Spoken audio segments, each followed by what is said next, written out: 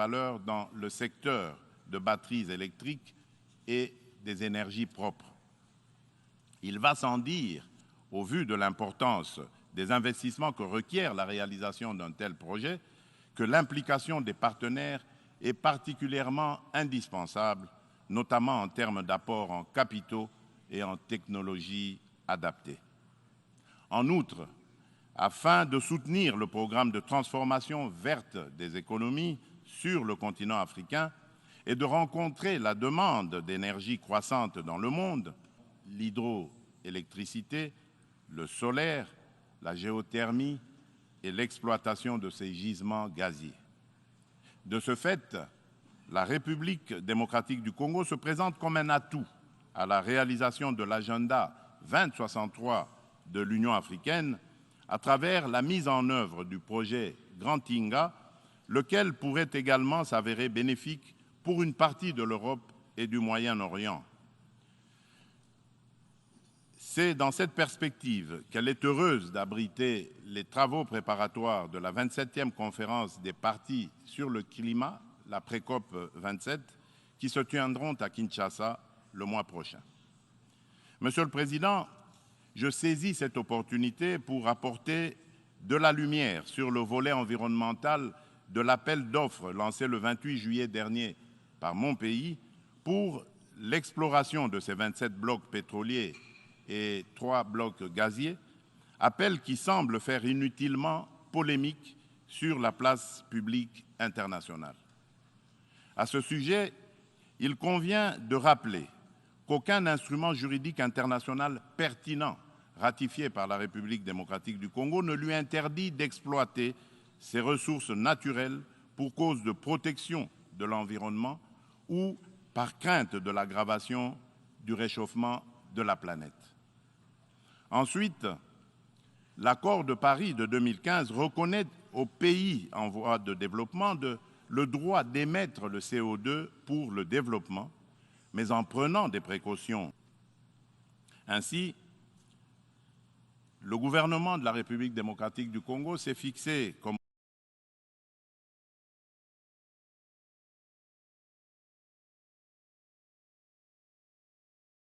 objectif d'exploiter, dans le respect des normes environnementales, les ressources naturelles du pays et de les transformer localement pour leur donner de la valeur ajoutée et booster l'économie nationale, notamment par la création des richesses liquides et des emplois afin d'adopter et prises pour éviter des impacts négatifs sur l'environnement.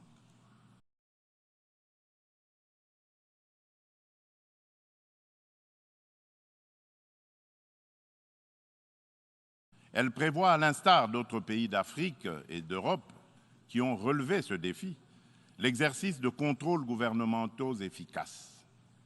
Il est question pour la République démocratique du Congo d'atteindre ses objectifs économiques et sociaux en préservant ses forêts et en continuant de demeurer le pays solution pour la lutte contre le réchauffement climatique. Mon pays reste ouvert à la coopération avec tout partenaire disposé à l'aider à l'atteindre ces objectifs. Sur le plan économique, le pari à gagner est celui de donner les chances de redressement aux économies des pays affaiblis par les effets collatéraux des changements climatiques et du coronavirus, afin de promouvoir une croissance économique mondiale équilibrée et de stopper l'aggravation de la pauvreté dans les pays en développement. Nous ne pouvons pas relever ce défi sans des efforts internes de bonne gouvernance au niveau national, ni investissement productif des richesses, ni transfert réel des ressources financières suffisantes à ceux qui en ont besoin. C'est pourquoi la République démocratique du Congo plaide pour la concrétisation de la proposition de cession par les pays riches d'un pourcentage de leurs droits de tirage. Conférence de Paris sur la relance des économies post-Covid-19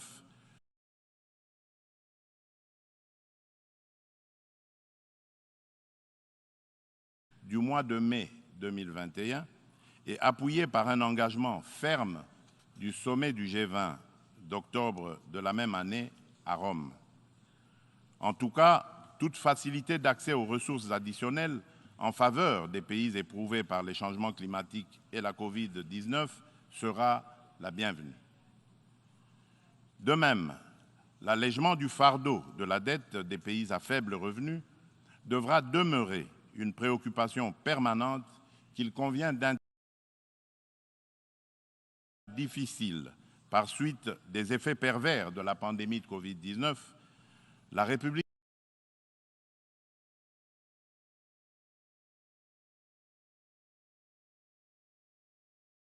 démocratique du Congo a enregistré des progrès remarquables en termes de croissance économique. Le rythme de création de richesses s'est accéléré en 2021 grâce particulièrement au dynamisme du secteur minier dont la croissance de la production est passée de 1% en 2019 à 10,1% en 2021 par suite de la bonne tenue des cours du cuivre et du cobalt sur le marché international. Le taux d'inflation et celui de change du franc congolais sont restés relativement stables. Aussi, le Conseil d'administration du Fonds monétaire international a-t-il conclu favorablement la deuxième revue du programme soutenu par la facilité élargie de crédit.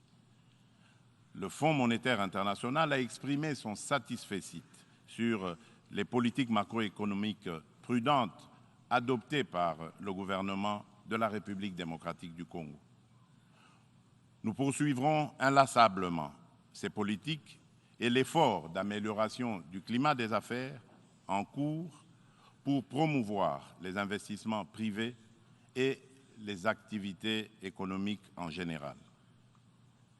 Monsieur le Président, la solidarité et la justice dans les relations entre les nations ont toujours été des facteurs de paix et de sécurité mutuelle car elles rapprochent les hommes et créent des liens d'interdépendance entre eux.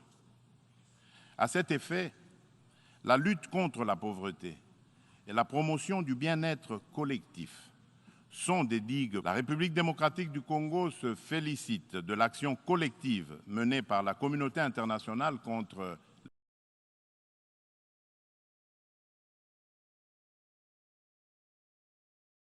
Covid-19 et salue l'initiative des États-Unis d'Amérique, New Feed the Future, pour financer l'agriculture afin de combattre la faim et l'insécurité alimentaire en Afrique par suite de la crise russo-ukrainienne et dont la République démocratique du Congo. Mon pays appelle à de telles actions et initiatives et non seulement contribue à résoudre les problèmes de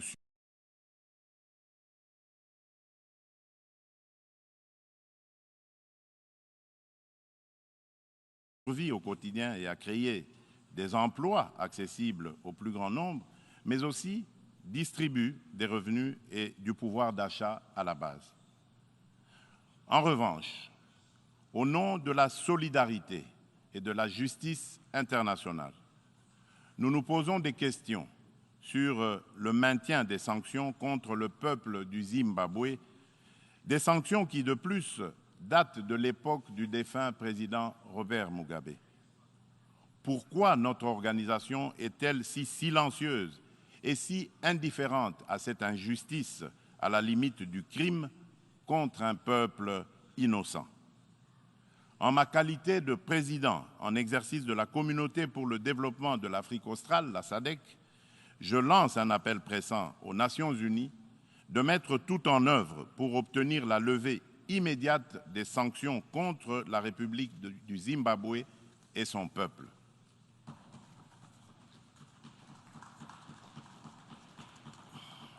Monsieur le Président, dans ce monde multipolaire, aucun pays, aussi puissant et riche soit-il, ne peut prétendre affronter seul les défis que je viens d'exposer ci-dessus et encore moins les relever dans l'intérêt de tous. L'importance des enjeux la complexité des problèmes à résoudre et l'ampleur de la tâche exigent une approche multilatérale équitable qui intègre les intérêts d'un chacun et mutualise les énergies de tous dans le respect réciproque. C'est pourquoi la République, l'égalité de traitement et de toutes les parties prenantes, afin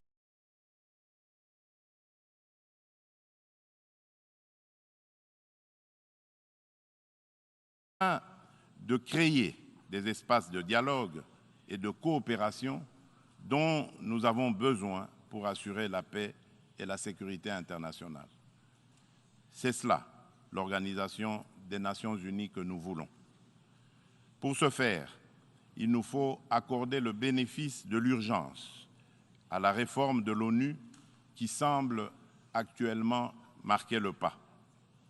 Dans ce cadre, je me fais le devoir d'insister sur la nécessité de satisfaire la revendication légitime et juste de l'Afrique d'être représentée au sein du Conseil de sécurité de l'ONU par 2 sièges supplémentaires dans la catégorie des membres non permanents et par 2 autres dans celle des membres permanents avec les mêmes droits, y compris celui de veto, les mêmes privilèges et obligations que ceux des membres permanents actuels.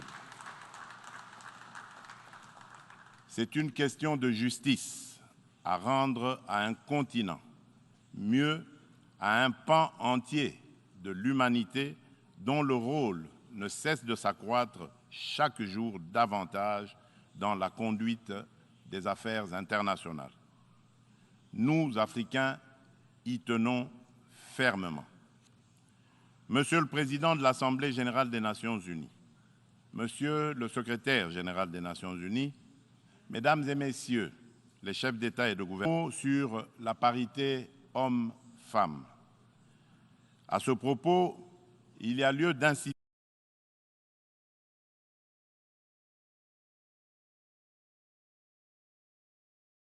sur la nécessité de poursuivre les efforts en cours, tant au niveau international qu'à celui des États, pour créer des espaces d'égalité du genre et des opportunités de liberté et d'action pour la femme. Pour ce faire, l'implication des hommes dans les politiques de promotion du genre s'avère nécessaire parce que, d'une part, l'homme partage la vie avec la femme et, d'autre part, depuis des temps immémoriaux, pour des raisons diverses, l'homme s'est forgé une prééminence sur la femme qui lui confère une influence déterminante sur le destin de cette dernière. Nous devons mettre un terme à cette situation de fait. C'est pourquoi, lors de mon mandat à la tête de l'Union africaine, j'ai initié une rencontre des chefs d'État et de gouvernement de l'organisation continentale sous le thème de Conférence des hommes sur la masculinité positive. De ce rendez-vous historique tenu à Kinshasa en 2021, il est sorti une déclaration de l'Union africaine contenant l'engagement des hommes, notamment celui des chefs d'État et de gouvernement, de mettre fin aux violences faites aux femmes et aux filles et apporter des réponses appropriées à cette problématique.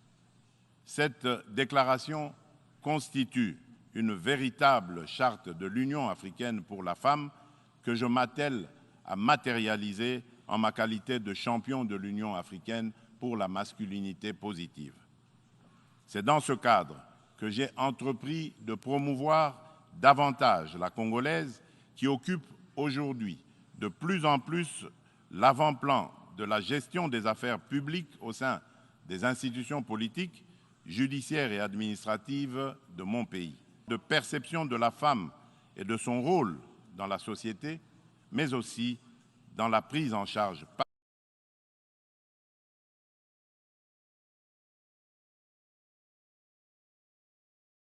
la femme elle-même de son destin. En effet, la parité n'est pas un cadeau fait à la femme, mais une de la 77e session ordinaire de l'Assemblée générale. Je vous remercie.